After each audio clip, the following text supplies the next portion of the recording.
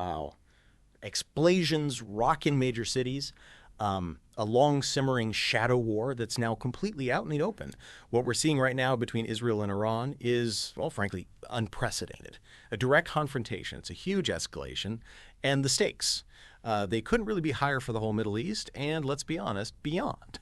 Okay, let's unpack this. Our mission for this deep dive is really to cut through the noise of this rapidly escalating conflict.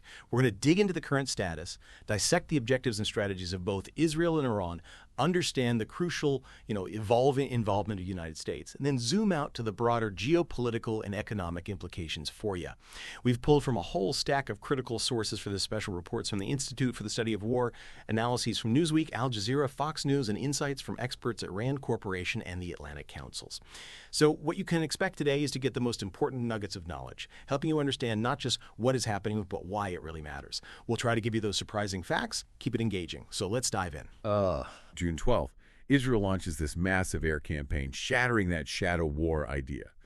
But what was the thinking behind those strikes? What were they really trying to achieve? Well, what's quite interesting here is how clearly Israel actually articulated its goals. I mean, their core objective, number one, is stopping Iran from getting a nuclear bomb. They see it as an existential threat. Right, yeah. So that means significantly impairing Iran's nuclear program, all its components, and doing substantial damage to their missile array, too. Okay. But it's not just military targets. They're also aiming, quite deliberately, it seems, at destabilizing the Iranian regime, hitting infrastructure tied to internal security, energy, hoping to loosen the regime's grip on its own people. Okay, so let's drill down on the nuclear part then. Did these strikes actually hit sensitive sites? Did they impact Iran's ability to enrich uranium? Oh, absolutely. The IAEA, that's the International Atomic Energy Agency, they confirmed direct hits on underground enrichment facilities, specifically at the Natanz site in Esfahani. Natanz. Yeah. And earlier IAEA reports also suggested these strikes probably damaged or destroyed thousands of centrifuges, mainly because they hit critical energy infrastructure needed to run them. We even have a U.S. weapons expert who identified 3 distinct explosive impacts directly above those underground facilities at Natanz. And it wasn't just Natanz. 2 other centrifuge production sites, one near Tehran and one near Karaj, were also hit. So multiple sites. Multiple sites. Israel said over 50 warplanes were involved in those initial overnight strikes, specifically going after uranium centrifuge production and missile component sites. That sounds, well, incredibly significant. But, Iran's shown resilience before. Can strikes like these actually stop their nuclear program completely? Or is it more of a delay? That's really the million-dollar question, isn't it? Experts generally suggest that while Israel can significantly delay the program, maybe by at least a year, some say. A year, okay. A complete destruction, especially for those really hardened sites like the Fordo facility, dug deep into a mountain that would likely need U.S. involvement. American bunker-buster capabilities, perhaps. Yes. And what's really crucial here, and maybe alarming, is that Iran has been enriching uranium up to 60% purity. That is, just a short technical step away from weapons-grade material. Very close. Very close. It shrinks that breakout time, the time needed to make a bomb, down to maybe just weeks. The IAEA recently declared Iran non-compliant with the Nuclear Proliferation Treaty, the NPT. Right. And Iran's response, they announced a 3rd enrichment site and even threatened to withdraw from the NPT altogether. So, ironically, these strikes, they could actually push Iran to double down and accelerate towards a weapon, seeing it as their only real insurance policy. A perverse incentive, almost. Okay, so beyond the nuclear program, what about the conventional military damage? What has Israel done to Iran's regular military capabilities? The scale there is also quite remarkable. Since June 12th, we've seen 197 reported or confirmed Israeli airstrikes on Iran. The IDF, the Israel Defense Forces, reported around June 17th that they destroyed about half of Iran's ballistic missile launchers. Half. That's over 200 launchers. And they estimated destroying somewhere between 35% and 45% of Iran's actual ballistic missile stockpile. Wow. And you can actually see this playing out. The volume of Iranian missile fire towards Israel has decreased noticeably. Key targets hit included the Tehrani Moghadam missile base. Named after their missile program founder. Exactly, the father of Iran's ballistic missile program. Satellite imagery showed significant damage there. Also, the Amman missile base, which reportedly holds their Ghadra medium-range ballistic missiles.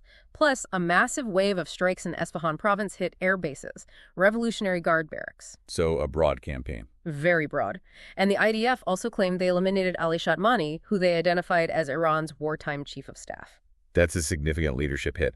So with all this going on, what about Iran's defenses? Can Israeli jets just fly wherever they want now? Have they achieved air superiority? Well, they've definitely degraded Iran's air defenses significantly, destroying over 70 systems since June 12th. This has allowed them, yes, to establish a degree of air superiority, particularly over Western Iran and even the capital, Tehran. Okay. It lets Israeli Air Force jets and drones operate much deeper inside Iran than before. In fact, the IAF conducted its deepest strike so far at an airbase way out in Mashhad in the east. Deeper and deeper. Now, beyond the military stuff, it sounds like there's this internal dimension to Israel trying to stir up domestic unrest. What's that strategy look like? Exactly right. They've been hitting Iranian energy infrastructure pretty hard.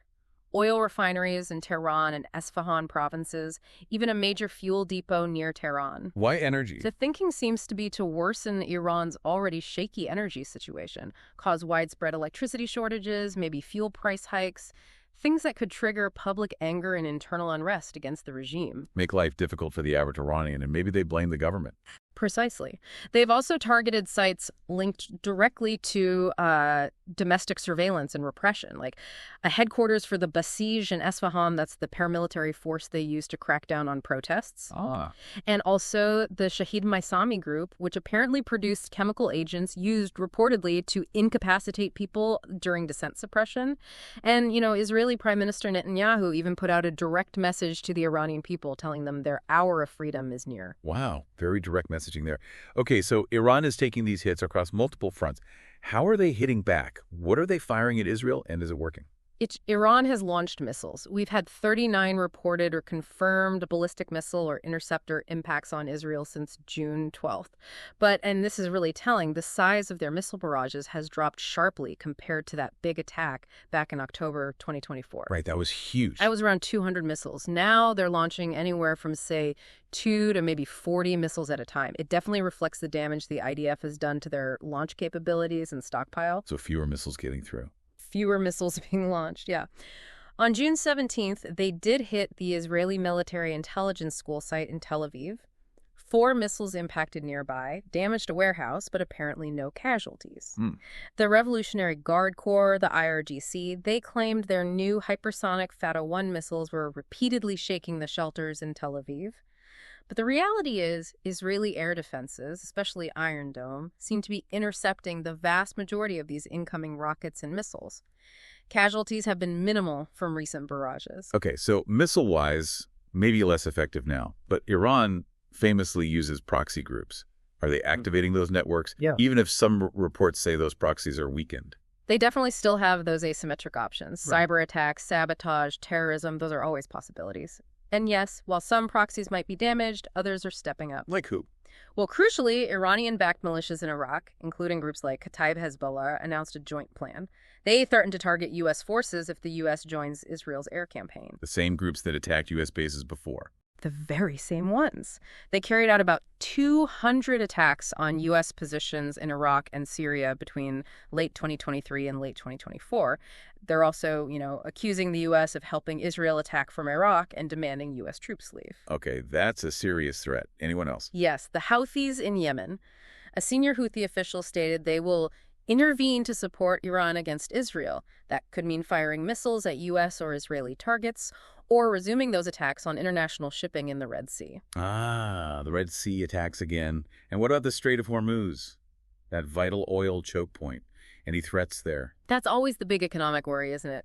The strait handles about a third of the world's seaborne oil. U.S. intelligence suggests Iran could try to lay mines to close the strait if the U.S. attacks Iran directly. Could they actually do it?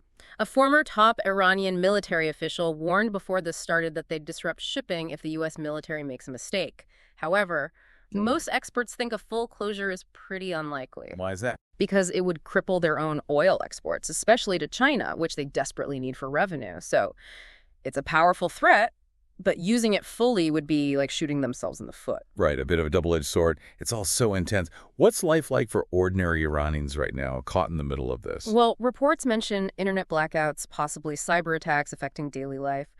Publicly, the regime is trying to project unity and resolve.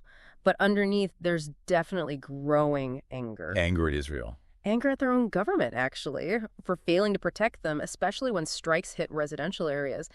It apparently brings back really traumatic memories of the Iran-Iraq War for many. Oh, wow. So while you might see a temporary rally around the flag thing, a lot of Iranians oppose the regime, don't want war, and are really upset about civilian casualties and the lack of warnings or protection from their leaders. So, against that backdrop, Yeah. how is the leadership responding publicly? Especially to things like President Trump's calls for surrender. Defiance is the main message.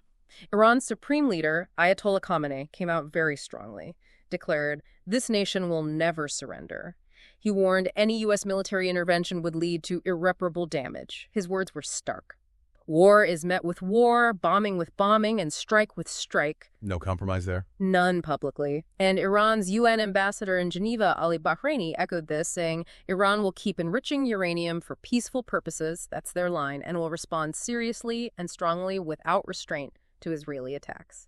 Which brings us inevitably to the United States. We're seeing more U.S. military assets moving into the region. What's the American strategy here? What are they trying to achieve? Yeah, the U.S. is moving additional assets to the Middle East explicitly to, quote, enhance its defensive posture. We're talking F-16s, F-22s, F-35s, refueling tankers coming in from Europe, extending deployments for some planes already there. Yeah, the Navy. The USS Nimitz carrier strike group is also heading to the Middle East. Officially, these are all defensive moves, a show of force intended to provide options for President Trump. Speaking of President Trump, he's been very outspoken. What's his position on how this should end? Is he pushing for talks? His public stance has been pretty tough. He's called for Iran's unconditional surrender, a real end to the war, meaning Iran giving up entirely on nuclear weapons. Unconditional surrender, that's strong. Very strong. But interestingly, he's also said things like, nothing's too late for Iran to make a deal, and expressed a desire for Iran to make a deal, even suggesting it might be better to talk in person. So a bit of mixed messaging, Mm-hmm. tough talk, but maybe an opening. Potentially. Axios even reported there were discussions about a possible meeting. U.S. Special Envoy Steve Witkoff and the Iranian Foreign Affairs Minister Abbas Araghchi potentially talking about a resolution, maybe including a U.S.-Iran nuclear deal and an Israel-Iran ceasefire. That would be huge. But has Iran shown any real interest in negotiating, given Khamenei's defiant statements? Well, that's the problem. Officially, Iranian officials deny they're looking for a way out. They've flatly refused demands to give up the nuclear program, sticking to the peaceful purposes line. And Israel? Are they looking for an off-ramp? Israeli officials are also saying, look, we haven't achieved our objectives yet. We're not interested in a ceasefire right now. So diplomatically, it feels pretty stuck. So the big question for the U.S. then, is it prepared to actually join the fight? Or is it purely deterrence? The message the Trump administration has reportedly sent to allies in the region is, we don't intend to join the war unless Iran directly targets U.S. citizens. Unless provoked directly. Right. However, U.S. intelligence indicates Iran has prepared missiles and equipment specifically to hit U.S. bases in the region if the U.S. does join Israel's campaign. Where would they hit? Initial targets likely in Iraq, then potentially other Arab countries hosting U.S. forces, and U.S. officials also believe the Houthis would almost certainly restart those Red Sea shipping attacks if the U.S. attacks Iran. So high risks for U.S. intervention. What are experts saying? Well, you have figures like retired U.S. General Steve Anderson advising against direct U.S. intervention unless America is directly attacked. His argument is basically that Israel is capable of handling this itself. And politically. Any pushback in the U.S.? Definitely. Representative Tim Burchett, a Republican from Tennessee, has been very vocal against U.S. involvement. He even called some of his colleagues who might favor intervention war pimps. So there's internal debate about the U.S. role. It's a very fine line. They're walking deterrence versus escalation. Let's widen the lens again. The global economy.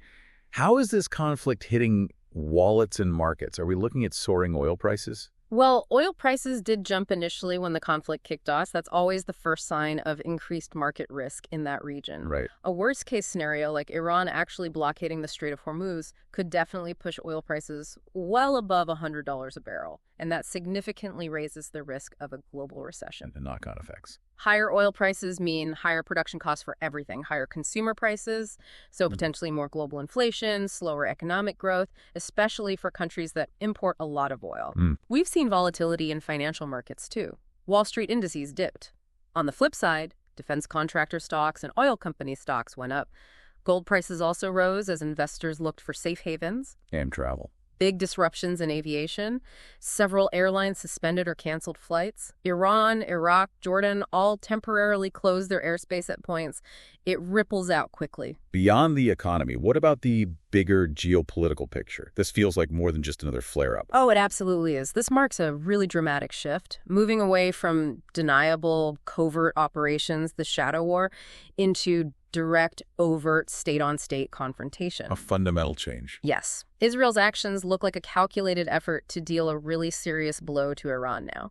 They seem to be taking advantage of recent successes they perceive against proxies like Hezbollah and Hamas, and also the fact that the Assad regime in Syria is gone now, changing the regional map. So this could reshape the Middle East. Potentially, yes. If Israel manages to significantly neutralize Iran's nuclear program and maybe even destabilize the regime, that could fundamentally shift the balance of power across the entire region for years to come. What are the other big players saying? Russia, China, the EU. They're all expressing concern, predictably. Yeah. China condemned Israel's attack, called for de-escalation. Interestingly, they seem to see a chance to position themselves as a potential mediator. They've also urged their citizens to leave both Iran and Israel. And Russia? Russia. Well, it's complicated. They could potentially benefit if U.S. attention is diverted from Ukraine and if oil prices stay high. But they also face risks. A collapse of the Iranian regime would mean losing a long-standing strategic ally in the region. So they're watching very carefully. Okay, we have covered a lot of ground in this deep dive. The stakes are clearly enormous, and frankly, a ceasefire looks really hard to achieve right now. Israel seems set on continuing this broad campaign, nuclear, military, energy, government targets. Yeah, they want to cause enough damage to basically ensure Iran can't easily rebuild its nuclear program or make a quick dash for a weapon. While Iran's leaders feel they have to retaliate, right, to maintain credibility at home and with their allies. Exactly. And connecting it all back, President Trump remains this huge wild card. His options seem to range from just letting Israel and Iran fight it out, as some might put it, to actively pressing for de-escalation and maybe pushing for those negotiations we talked about. But those negotiations seem unlikely to succeed. Given Iran's very firm public stance on enrichment, getting a comprehensive nuclear deal that satisfies everyone seems, well, pretty remote right now, which means this conflict, in some form, is likely to dominate the Middle East agenda for the foreseeable future. Which leaves us with a final thought for you, our listener, to maybe chew on. With Iran determined to enrich, and Israel determined to stop them through direct action, what does this escalating conflict actually mean for the future of global non-proliferation efforts? Can that framework even survive this kind of direct challenge? Something to mull over as we wrap up this deep dive.